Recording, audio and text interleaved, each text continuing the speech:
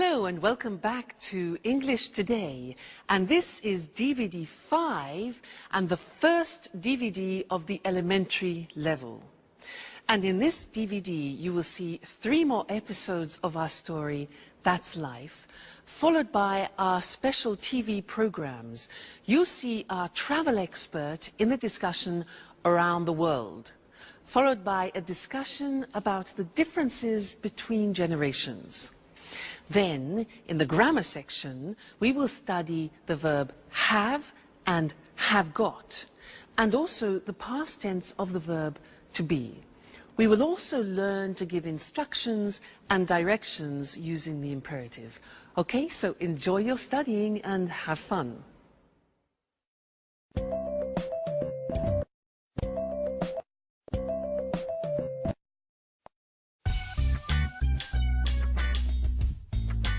Good morning, Alice. Wake up! Oh, good morning, Jack. Please give me a cup of coffee. Bring me back to life. I'm still asleep. Here you are. So, what are you doing today? Well, first I'm taking a shower. And after that, I have my daily appointment with Ask the Stars. Ask what? Don't you know it? Sorry, no. It's the horoscope I listen to every morning on the radio. It's fantastic. I can't start my day without it. How can I go out in the morning without the advice of Ask the Stars? Please, Jack, this is not a joke. Our entire life is driven by planets. By the way, what are you doing today? Well, I'm going to work, just like every day. And today is Tuesday, isn't it? I have to go to the karate gym. Wow. Are you doing anything this evening? No, I don't have anything planned. Well, Sharon, Anne and I are going to the cinema. Maybe Peter is coming too. Would you like to come? That sounds great. Which film? We're seeing Interview with the Vampire. Not that film, guys. I hate horror films. Why don't we go to see the latest Julia Roberts film? Oh, please. We don't need more romance. We already have our love story in the apartment next to us. With Peter and Sharon, I mean. Okay, you are right. Let's go to see Interview with the Vampire then. Well, I think I prefer to stay at home. Now I've got to go to work. See you later. Is everything okay, Jack? Yes. Why? It's late, that's all. Bye. Bye.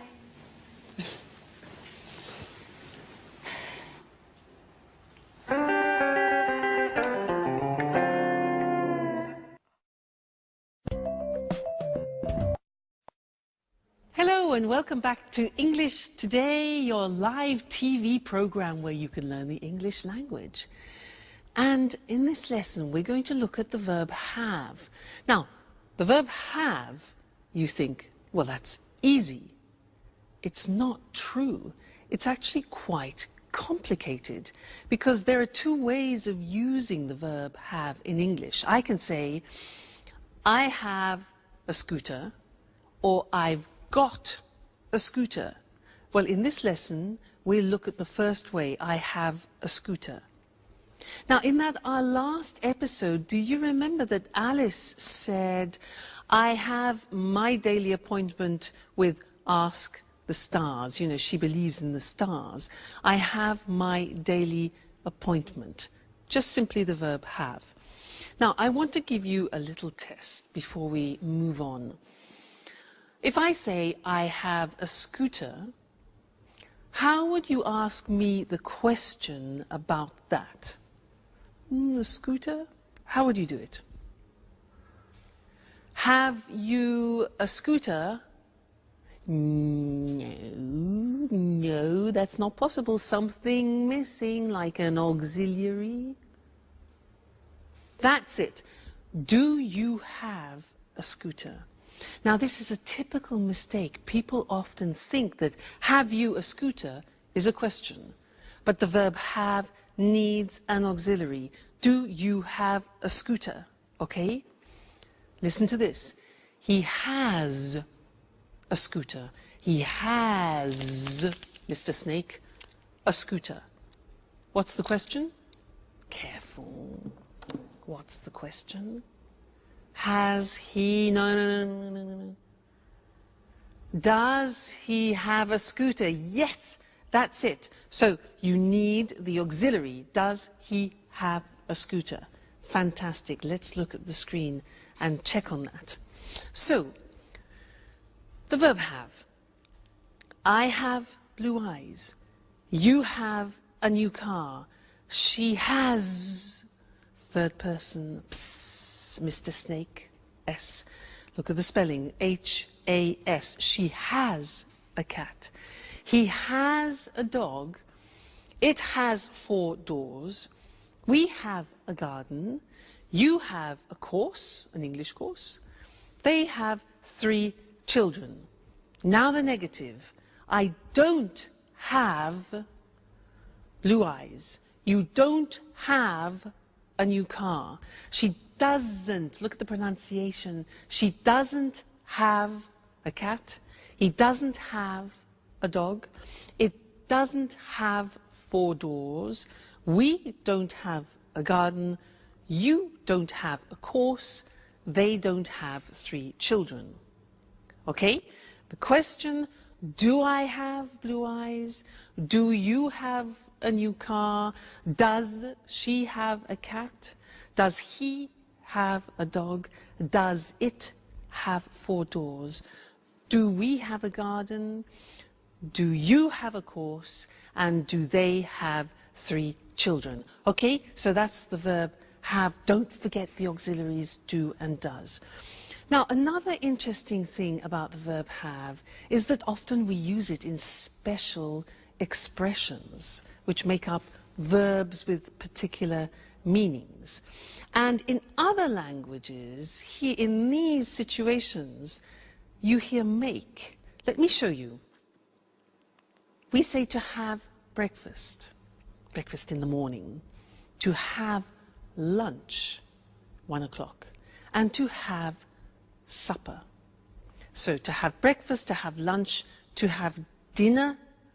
Now dinner is what time? Dinner and supper, what's the difference? Dinner at 8 o'clock in the evening. Supper is something we have at about 10:30 or 11 o'clock at night. All right? So we use the verb have for these. We don't say to have a breakfast, but to have breakfast, have lunch, have dinner, have supper. Other things, we say to have a cigarette.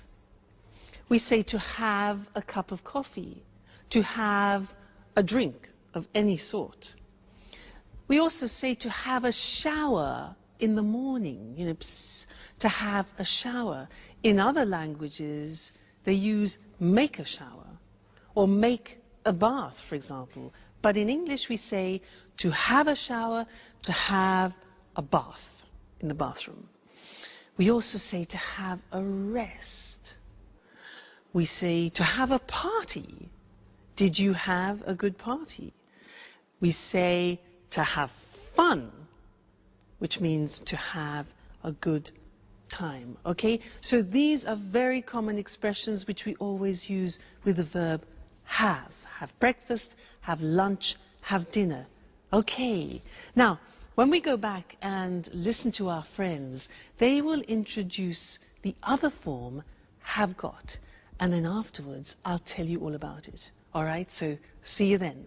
Bye.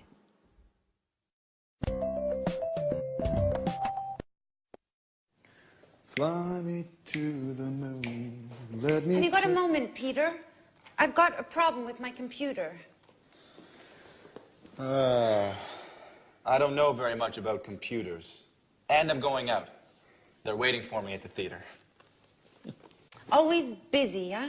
Okay, Sharon, take it easy. Shall we have a look? Thanks, Peter. You've got a big heart. Let's see if I can help you before you thank me. All right. I can't use this program. I use it every day, and today it isn't opening. Why don't you turn the computer off and then turn it on again? Okay, Peter, that's really a great idea. You're a genius. How can I do without you?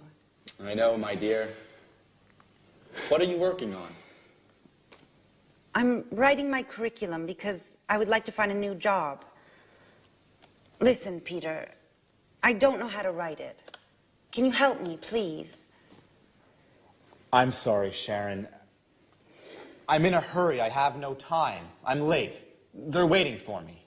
Very kind, as usual.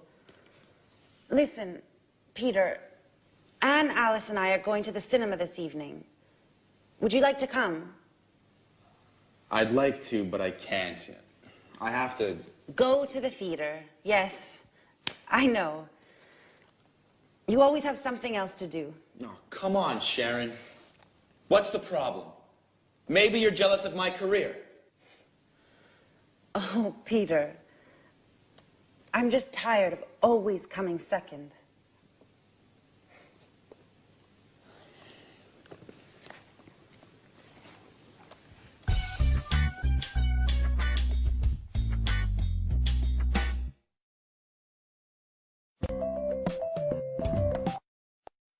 Hello and welcome back. How are you all? Did you notice that Sharon is tired of coming second? Well, I understand her. If you live with a musician, you need to be very patient. Now, Sharon said in that last episode, she said, "Have you got a moment?" Then she said, "I've got a problem with my new laptop." Have got. And this is what I want to study with you now. The second use of have got. Now, in order for you to understand it better, let's do something in a typical context where we would use have got. Let me tell you about my present situation. I'm in a flat, but I have to leave the flat and find another one. And I saw an advertisement in the newspaper for a flat which looks quite interesting. So I want to call the owner of the flat and ask him some questions. All right, so listen to what I say. All right. Now, his name is Mr. James. 4, 6, 5, 6, 7, 8, 9, 7. I hope he's in. Let's see. Mr. James. Hello, Mr. James. Yes, hello. My name is Louise Evans, and I saw your advertisement in the newspaper for a flat, and I wondered if I could ask you some questions. Great. Okay. How many rooms has it got? Yes. Okay. So 2 bedrooms. Good. A living room, a kitchen, bathroom and toilet. Very good. Fine. Has it got a garage? No. Okay, so I have to park my car in the street. Okay, fine. And a garden? Does it have a garden? No. Okay, a small balcony on the 2nd floor. Good. Fine. And has it got central heating? Central heat, yeah. And kitchen electricity, oh, well, okay, an electric kitchen is fine, why not? Another thing is air conditioning. It gets very hot in England in the summer now. No. All right. Does it have easy access to public transport? Oh, good. So there's a tube nearby. Fantastic. Good. Another thing is, has it got big windows? Because I love a lot of light. Small windows. All right. Has it got any views? The road and the neighbour's garden. Okay. And one more important thing. How much does it cost a month? £1,250. Right. Okay, thank you very much. Yes. Yes, I'll think about that and I'll call you back. Okay, fine. Thank you very much. Thank you. Goodbye. Bye. Bye. £1,250? Oh my God. That's a lot of money for a flat. I can't afford that. It's impossible. Now, did you notice that I used has it got a lot as a construction? Has got, have got. That's what I want to talk about. Now, this construction have got was introduced into the English language to describe possession, in fact. But now we use it in different situations, not only possession. So the Americans, in fact, use the verb have more than have got. In British English, we use have got a lot. All right, now let's have a look at the construction. So in the positive form, I have got gets contracted to I've got. I've got some money. You have got becomes you've got. You've got a scooter. She's got, she has, she's. Looks like the verb to be, but it is in fact has. She's got long hair. He's got a shop. It's got a balcony. We've got a house. You've got some CDs and they've got some plants. All right? So that's the positive. Now, the negative. In the negative, the auxiliary have turns into a negative auxiliary. So, I haven't got any money. You haven't got a scooter. He hasn't got long hair. She hasn't got a shop. It hasn't got a balcony. We haven't got a house. You haven't got any CDs. And they haven't got any plants. So hasn't and haven't. And then in the questions are easy. We use have or has. So, have I got any money? Have you got a scooter? Has she got long hair? Has he got a shop? Has it got a balcony? Have we got a house? Have you got some CDs?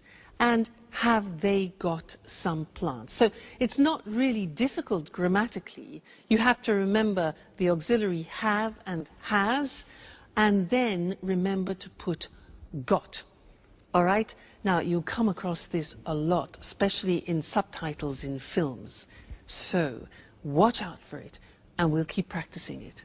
Great! So that's the end of this lesson, and I'll see you again live very soon. Bye!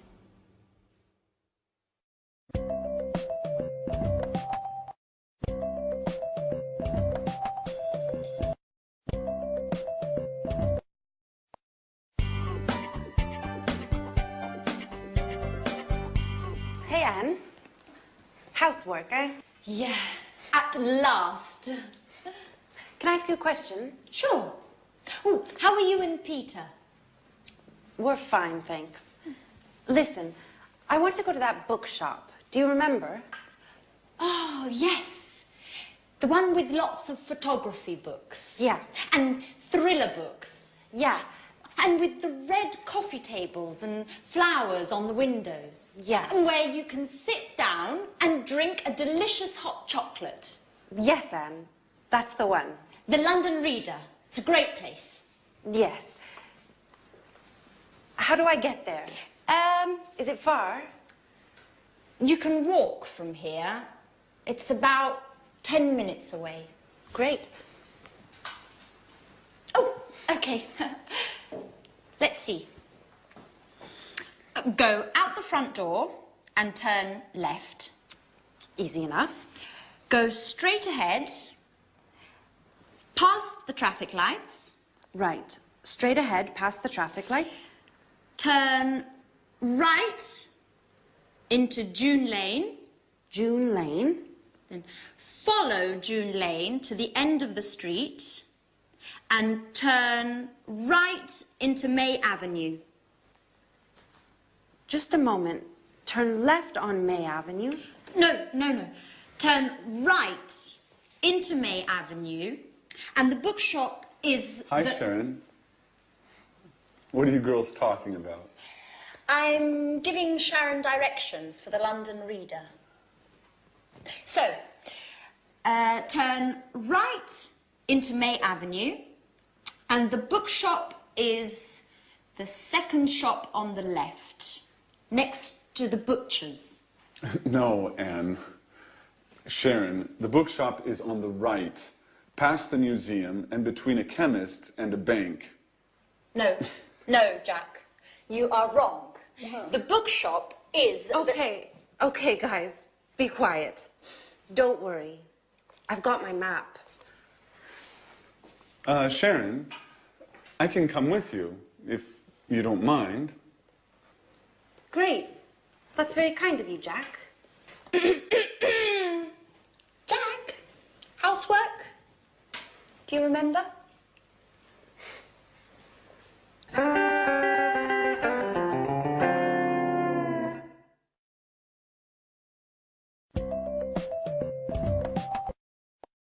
Hello and welcome back again.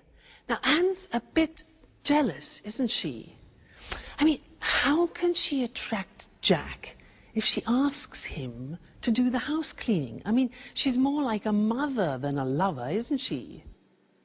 Well, anyway. Now, she gave some directions to Sharon because Sharon wants to go to the bookshop. And actually, Mr. Monkey wants to go to the same bookshop. So I want to test those directions to see if they work. Let's imagine this is the bookshop, okay? Mr. Monkey wants to go there. So let's see her directions. So go out of the front door and turn left. Okay, Mr. Monkey, turn left. Great. Then go straight ahead. Go straight ahead until the traffic lights, you know traffic lights? Traffic lights are red, amber, green. Okay, traffic lights. And at the traffic lights, turn right, like that, into June Street. Okay, follow to the end of the street. Then turn right again. Okay, and go down May Avenue. This must be May Avenue. And the bookshop is the second on the left. 1, 2. Here's the bookshop. They work. Now, I was using the language of directions. So I want to go to the screen now and show you that language. The language we use for giving directions to people. All right? Now, we usually use the imperative form. What is the imperative? The imperative is just the infinitive form of the verb. So you can say, take the first left or the first right. Take, okay, that is just an infinitive. Take the first right or the first left. You could say, take a bus to. Take a train to. Take the subway. Now, in America, they say subway, and in Britain, we say tube. Take the tube to. Okay? Another example. Turn left, turn right. So turn is the verb. Turn left, turn right. Okay? Another possibility is go straight on, which is an expression we use in Britain, or go straight ahead, which is an expression that they use in America. But we use both. Straight on, straight ahead. All right? Then we can say go past the shop or go along the street, a road, or an avenue. Again, we use go, it's the infinitive, and it's the imperative form, all right? Another example. At the end, we can say the position. It's next to, it's near to, it's opposite, it's between, it's on the left, it's on the right. You remember the prepositions that we did at the beginning? Well, that's to indicate the actual spot. Great, so that's giving directions using the imperative form. Now, let's go back to our friends in That's Life and listen to Jack, who is giving Alice instructions about using the internet. And listen to the imperatives that he uses. And I'll see you later, all right? Bye for now.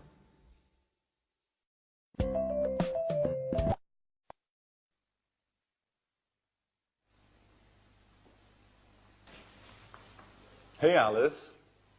What are you doing? Do you mind giving us a hand with the housework, please? Can't you see? I'm cleaning the computer. I see. I see. Why is the computer on? Just a moment. I don't understand how to connect to the internet on this computer. Can you help me? Okay, but just for one moment.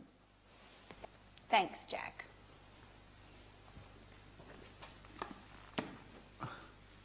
Okay, click on that icon. What's an icon? That symbol on the screen. Do you mean this picture of a telephone? Yes, click on that. Right. Now what? Enter your username and password. Okay. And click on that button there. Click on the button. And now you're connecting to the internet. Hey, that's easy. It's very easy, Alice. You are hopeless with computers. And with housework, too. Come on, Alice. It's time to clean up this mess now.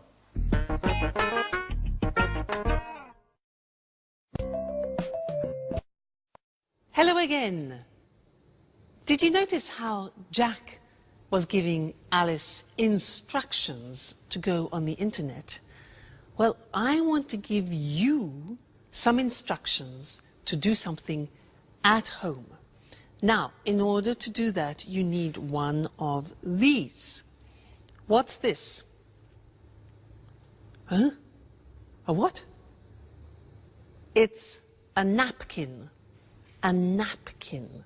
So, take a napkin, all right? Put it down. Open it up like this. Okay, so we have an open napkin. Anyway, now, take the bottom of the napkin and fold it over a little bit, like that, okay? Then, fold it again, like that. Then fold it again, and again, and again, until you reach halfway, and press it down like that. Press it down. All right, now, take the whole napkin, lift it up, and put it in this position. You turn it over, okay? Press that down.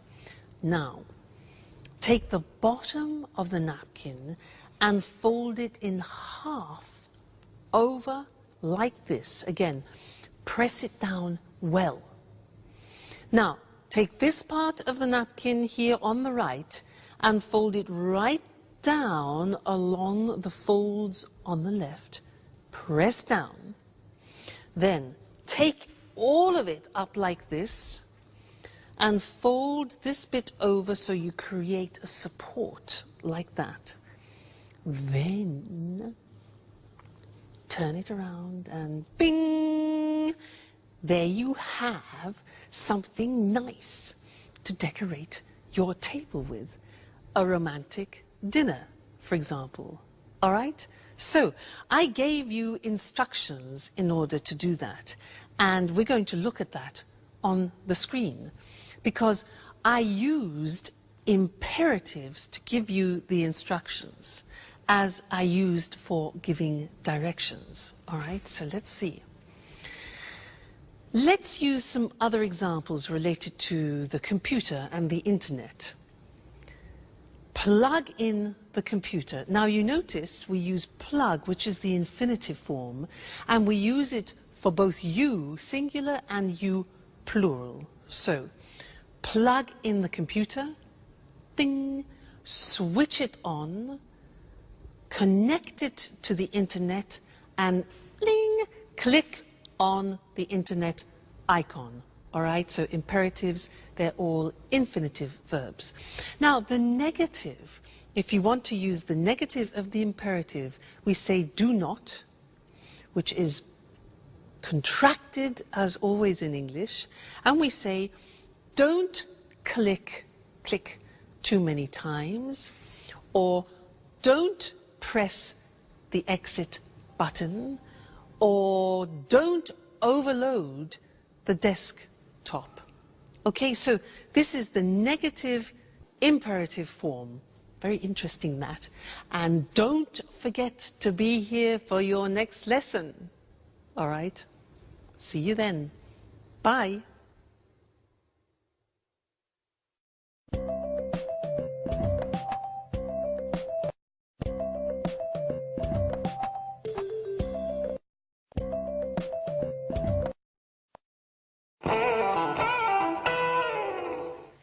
Jack, where were you yesterday evening? Why? There was a great party at Mary's. Really? I wasn't invited. I can't believe that. Everyone was invited. I'm sure I wasn't. Anyway, I was busy yesterday. Oh. Did you have a meeting with some clients? No, I didn't. So? What? Where were you? I was with Robert at the Red Lion pub. That's impossible.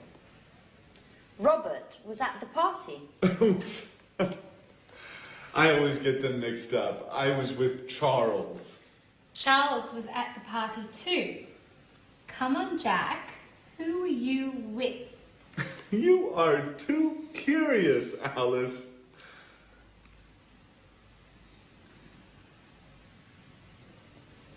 Okay. I was with a girl. Uh-oh. And?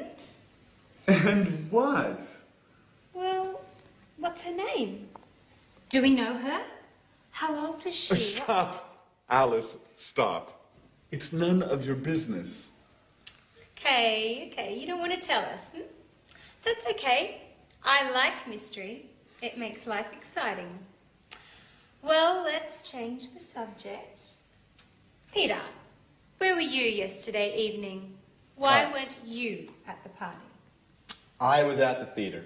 We are preparing the performance. And you, Sharon?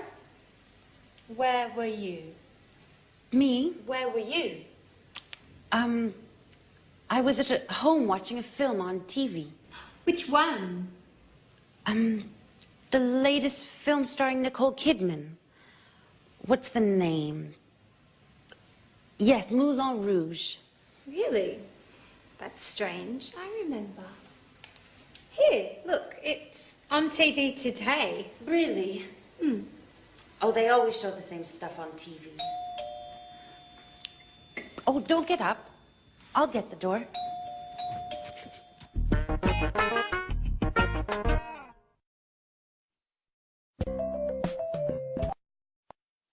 Hello again, everyone. Well done, Sharon. That was a bit embarrassing, wasn't it? Now, where were you last night? Well, I wasn't at a party. I wasn't in a pub like Jack.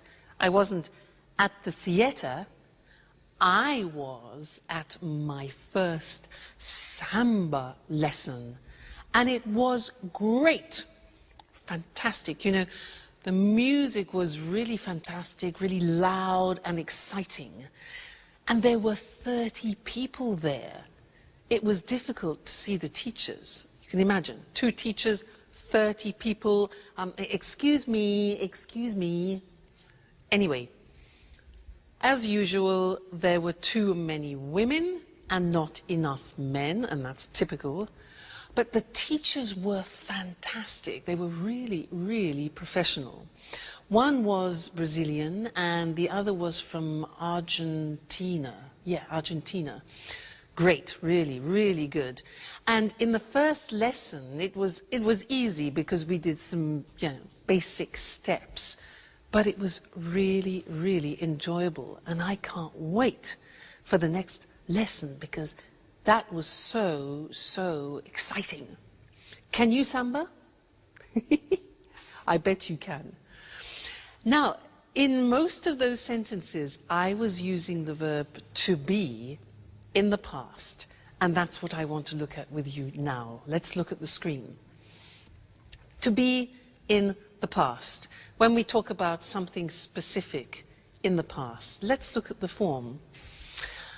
I was in New York last year. You were, see how it changes? You were at the party last night. He was at a meeting on Tuesday. I was, you were, he was, she was fine yesterday, for example.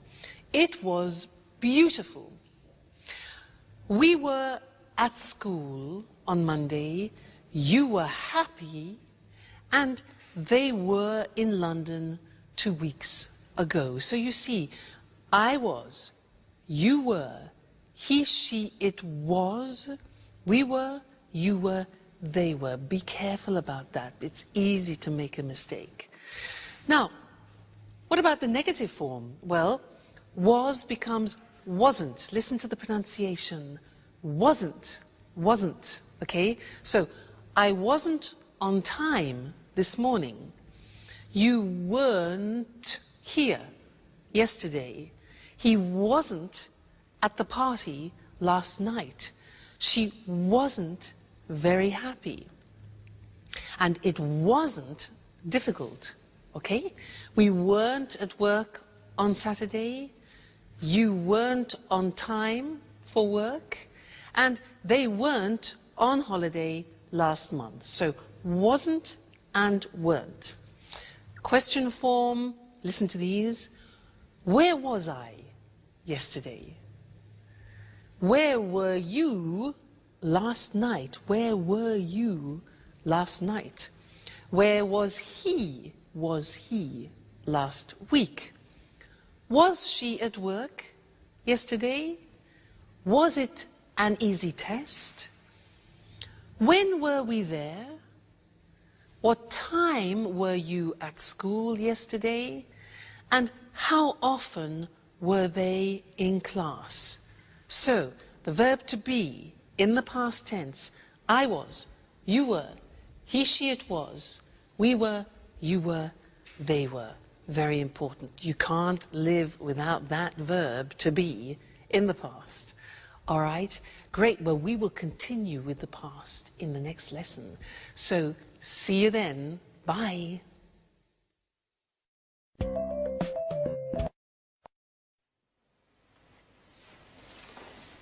There's a postcard for you, Alice. For me? Oh, it's from my father. He was in the Bahamas last week. Really? I was in the Bahamas last summer. Just you? Oops. Sorry, Sharon. We were in the Bahamas last summer. It was sunny and hot. Perfect weather for swimming and relaxing. It was fantastic. Fantastic. Yeah, fantastic. I'm sure it was. I prefer holidays in the winter. It's too hot in the summer. I like going to the mountains and skiing. My last holiday was 2 years ago. 2 years ago? Yes, it was a long time ago. I need another holiday soon. Anyway, was your father on holiday in the Bahamas, Alice? No, he wasn't. He's working on a new play there. Oh, how fascinating it must be being a director. Fame, money, and a lot of travelling around the world. And no time for family. Just a few calls, postcards, and a lot of misunderstandings. Why don't you call him now? I don't think that's a good idea. Why? When was your last call? 3 weeks ago? That's a long time. Come on.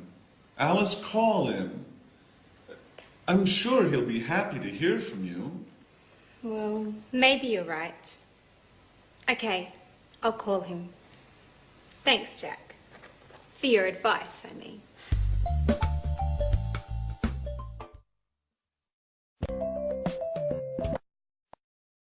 Hello again for another important lesson. We're in the past tense.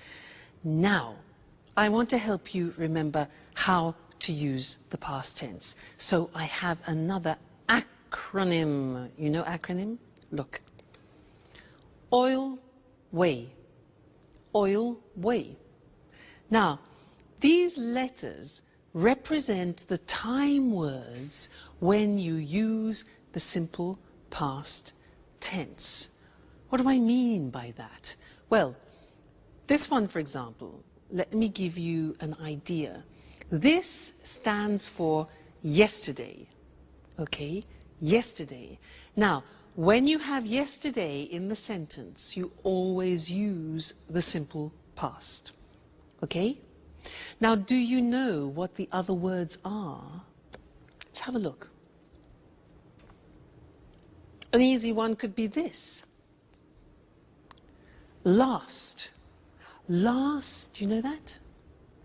Last week, I was in Paris. Last week. Okay? Now, what about this one? 2 days ago. Very good.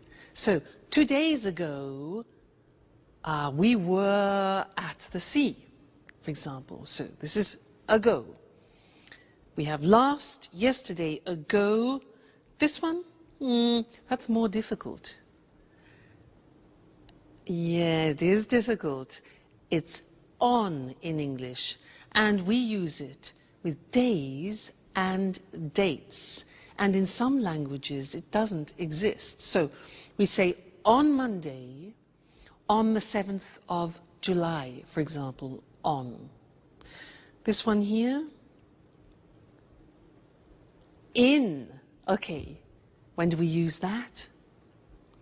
Yeah, months, for example, in January, in February, in March, and also for years, in 1961, in 1970, etc.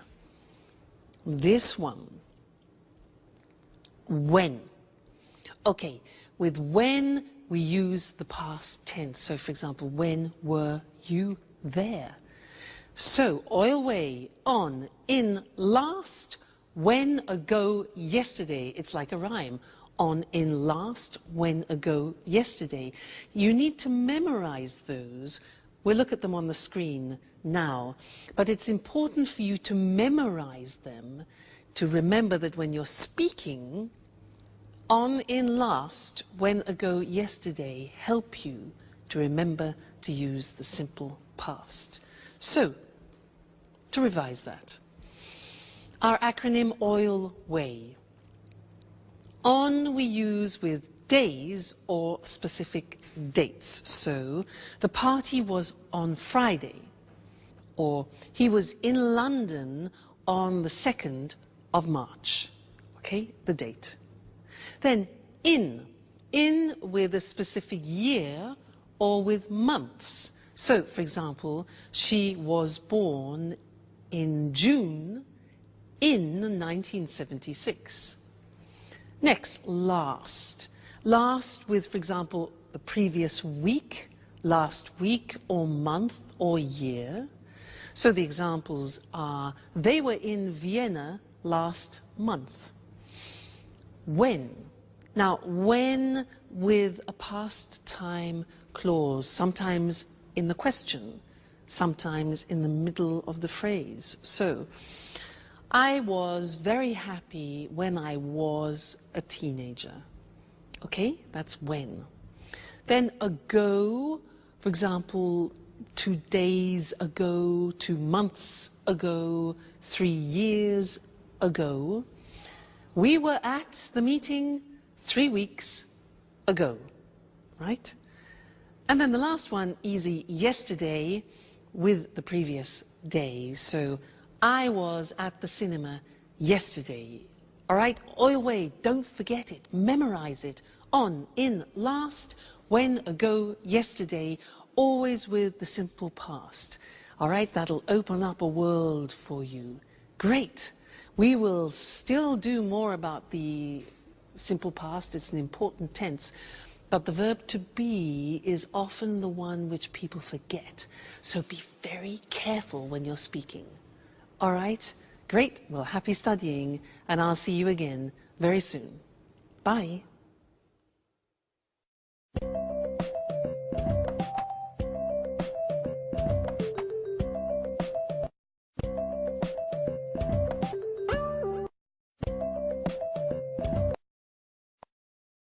Good evening and welcome to this week's edition of The Travel Programme, the programme about everything to do with travelling and holidays. Here in the studio with me, as always, is Christine Oteng, our travel expert. Hello, Lucy. Well, summer's approaching and the summer holidays are too, so have you got any suggestions for the holidays? Well, let's see. Are you bored with your usual holiday? Are you tired of beaches or trips to the mountains? Would you like to say no to museums, city tours and shopping? Well, why don't you try something new and exciting? What exactly do you have in mind? How about a holiday hunting for ghosts in a castle in Great Britain? Hunting for ghosts in a castle. That's certainly a change from lying on a beach. It sounds exciting. It is exciting. Something really different. Just right if you love adventure. But what do you have to do? Do you spend all the time looking for ghosts? No, not all the time. In some ways, it's like a normal holiday. In the morning, you have a traditional English breakfast, then you go for a walk or visit a local town. In other words, you do the things you always do when you visit a foreign country. But the fun starts in the evening. You have dinner, and then the ghost hunting starts. With the help of 1 or 2 ghost experts, you search through the haunted castle until late at night. Oh, it sounds frightening. It is frightening. There are strange sounds, doors and windows open and close by themselves. Yes, it's really frightening, but exciting too. Tell me, Lucy, do you believe in ghosts? Yes, I do, but I'm not very brave. I don't think I'd like to visit places like that, especially not at night. Are there any haunted castles in Great Britain? Oh, yes, there are, especially in Scotland. Many of the castles in Scotland have got ghosts. There are some fascinating ghost stories. There are lots of books about haunted castles. Why not read one before visiting Scotland? I see. A holiday spent looking for ghosts. A night in a haunted castle would certainly be a memorable experience. It certainly would. And if you want to see even more ghosts before you return home, try a ghost walk. In London, visit places in London famous for strange and unusual happenings. Christine, this is definitely an interesting idea for a holiday with a difference. Well, if you're curious about ghosts and you love adventure, this could be just the holiday for you. Thanks, Christine, for this unusual holiday idea. You're welcome. Goodbye. And goodbye to all travellers. See you again soon. Do you believe in ghosts? To believe in ghosts means you think that ghosts exist. If you do, then you say, I believe in ghosts. We say that a castle is haunted when it has a ghost or more than one. We say it's a haunted castle. Now, there are lots of different kinds of holidays, and the holiday Christine just told us about is an adventure holiday. Looking for ghosts in a castle is an adventure. But personally, I prefer beach holidays. They are definitely more relaxing. Or perhaps you prefer city holidays. A city holiday is when you visit a city. So let's look at some of the things you can do when you have a beach holiday. You lie on the beach in the sun and relax. This is called sunbathing. You go for a walk on the beach or go for a swim in the sea. Notice the expression go for. You can visit a local town. Local means that it's near the place where you are. What about when you have a city holiday? You can go on a city tour. A bus takes you on a tour round the tourist sites of the city. A tourist site is something that tourists want to see. For example, the Colosseum in Rome or Buckingham Palace in London. You can go for a walk around the city and visit the tourist sites. We call this sightseeing, and we say, go sightseeing. Just one last thing. Remember, there is a difference between travel and trip. To travel is a verb. When you go on holiday to a different city or country, you travel. A trip is a noun, and it's like a short holiday. You say, go on a trip. This means to go somewhere for a short time. For example, go on a trip to Scotland. Goodbye for now, and see you next time.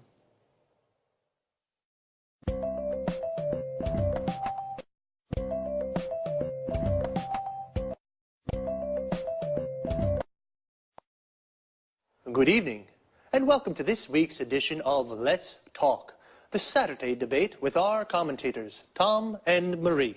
Good evening, Eric. Good evening. Well, this evening, let's talk about the differences between the generations. What do you think about this issue, Tom? I think that over the last 50 years, lifestyles have changed a great deal. There's been a lot of progress. New technologies have helped here. Think about healthcare. It's very good today. Television and internet tell people about the world and what's happening. So, lots of progress. Do you think life is easy today? Yes, I think it is. There are lots of opportunities for everyone. Let's take travel as an example.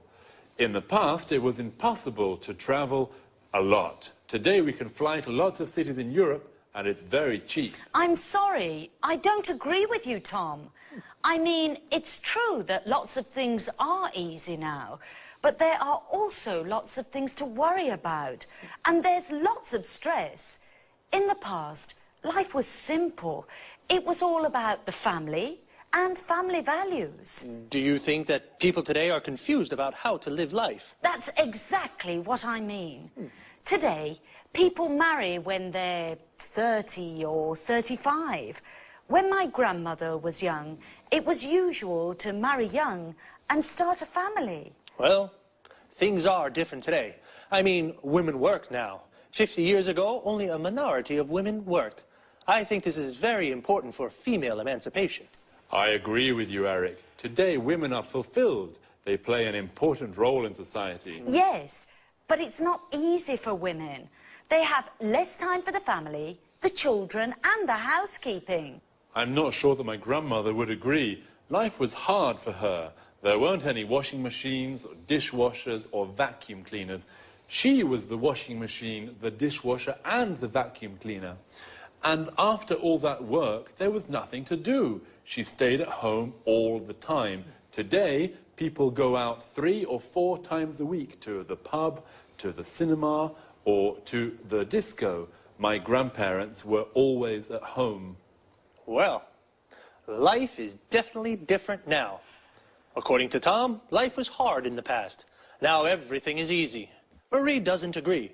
She thinks that life today is difficult and that people have lots of cares, worries, and stress. And what do you think? Well, it's time to say goodbye to our commentators. Goodbye. Goodbye. And we'll see you again soon on the next edition of Let's Talk.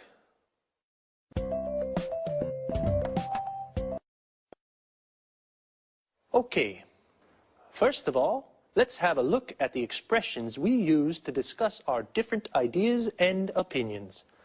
What do you think about this idea? This is a good way to ask someone's opinion, or simply, what do you think? How about when you don't agree with someone's opinion?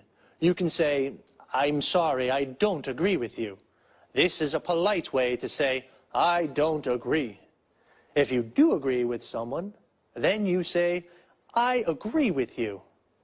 When we give our opinions, we usually start with, I think, or I don't think. The use of that after think is optional.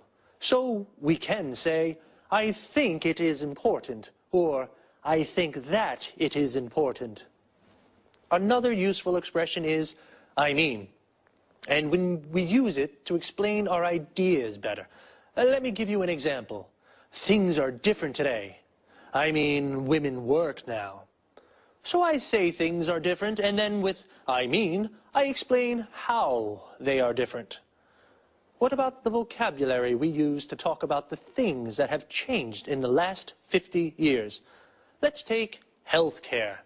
It's the protection a country gives to its people like doctors, hospitals, and medicines. These are all parts of healthcare. Another important thing is female emancipation, the freedom of rights that women have. And some things that we have in our houses now, which make our lives easier, are the washing machine. This is the machine that washes our clothes. The dishwasher, the machine that cleans the dishes, plates, and glasses. And the vacuum cleaner, the machine that cleans the floor. Before I say goodbye, I just want to look at a little word that we use a lot. It's lot. And we use it to express quantity. We can say a lot or lots of, and it means a big amount. We use it with verbs. We say a lot, and it comes after the verb. For example, today people travel a lot. And when we use it with nouns, we usually say lots of, and it comes before the noun. For example, there's lots of stress today. Well, that's all for me. See you soon for another edition of Let's Talk.